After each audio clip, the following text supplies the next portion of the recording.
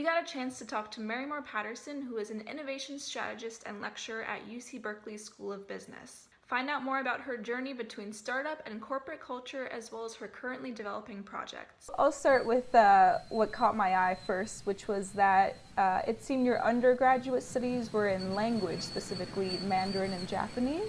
Actually, my undergrad was Chinese language and literature. Okay. I Japanese. I did a year homestay in Japan after college, and that's when I started Japanese. So I have a master's in translation of Chinese and Japanese. In ninth grade, my family lived in Taiwan for a year.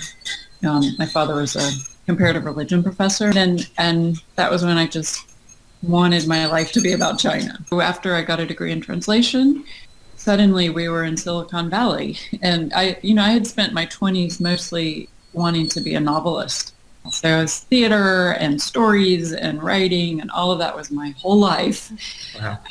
And then, when I was 30, I found myself with a husband who didn't speak English at that time and wasn't able to take any money out of China, really. So we had no money and a baby and a tiny little mortgage. And so I was like, okay, I'm in Silicon Valley. I know languages. I know writing. What can I do?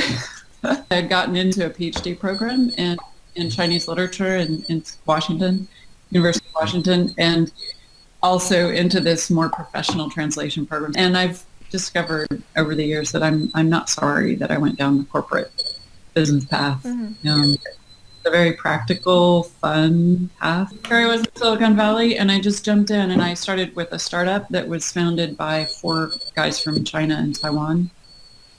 And I kind of did everything but the engineering. But it was crazy. It was just insane. And I wanted something more stable because I had a baby. Right. And so I started looking around for something bigger, and I joined Panasonic. What are some advantages of moving away from corporate culture and towards startup culture? Are there any disadvantages to that? And do you see this as a trend that will continue on into the future? I can talk a lot about that. Right now I'm actually working for a startup, which is really fun, a baby startup, but he's amazing, and it's a lot of fun. So particularly for the last 10 years, I was doing a lot of new product innovation, and one of the biggest problems is being siloed, and particularly new innovation, internal innovation, struggling to find a home within the company. The not invented here problem is really, really big. There's the quadrant of, is it an existing market and an existing product Right. that you're improving on, and companies actually do really, really well at that. Mm-hmm. Better, I would say, than startups. It's that new market, new product place that I think startups just have this speed and no baggage. But the problem I see is that a lot of times people aren't really solving significant problems. Startup advantage is this sort of super clear focus. Right. You have a lot of chances to do a lot of different kind of work and learn in a lot of different ways. Disadvantages I see are with freelancing is you're not really building a deep culture. I mean, for me, Panasonic after 19 years, that's home for me. Right. And those people are my people. With a startup, you have to be willing to not have security. I think that some of the most sustainable businesses that have grown out of startups have been ones where the founder was very devoted to creating a specific positive culture. I definitely see that culture is what sells and the brand is what grows. But at the end of the day, a problem needs to be solved, right? And is that the core, or how does culture interact with the problem that needs to be solved? What you're talking about is product market fit. So that's does what we're offering solve a real problem in the world? But then you balance that with who are we? And Right. that problem can be solved a whole lot of different ways. So one of the examples that we use is Uber versus Lyft, where Uber was, the founder was fabulous at understanding the system that he was playing with, and didn't even stop to think about his own inner values, and now it's catching up with him. Right. Whereas Lyft started from the values. So they almost have the same solution in the same market and the system, but come from a very different culture. Right. Your tool for forming that connection cross-culturally was language. So in the absence of language, what is the best way to form those connections between communities? Well, the way I work is to start by just interviewing all the people that seem relevant in the system and hearing their stories and creating a synthesis of the stories that I'm hearing. I approach it from an ethnographic point of view, which is my background. So if you're working in an international setting and you don't speak the language, I think it's very challenging.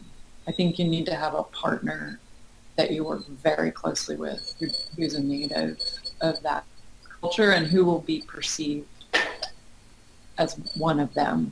So something like that makes people feel like you care about culture. I mean, one of the things in business is if you establish a local subsidiary or something, you want to, as quickly as possible, get the leadership to be local. Because people look up and they say, well, I'm never getting there because nobody up there looks like me.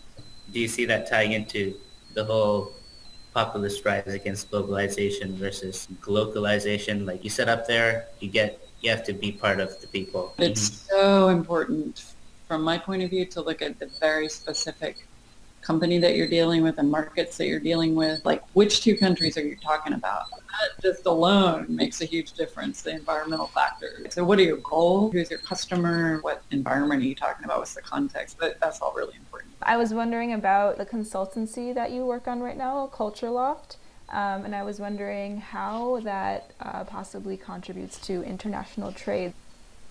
I wished it contributed more to international trade. Because when I started it, my vision was to support innovation outposts. So companies from around the world set up innovation outposts in Silicon Valley, and companies come in a lot of times without a clear vision of what they want to get out here. I mean, do they want to learn the process of innovation that they're going to build that ability internally? Or do they want to be connected to startups that they can acquire? Or do they want to just scan the environment and see what new stuff is coming up? Or is it just a branding play? Do they need to say, we have a presence in Silicon Valley? So I wanted to support particularly Chinese and Japanese companies that were trying to do that. I think probably the most useful thing that I have done internationally in the last couple of years has been a lot of the students come over here to take an innovation course at Berkeley, and I connect with them that way. Or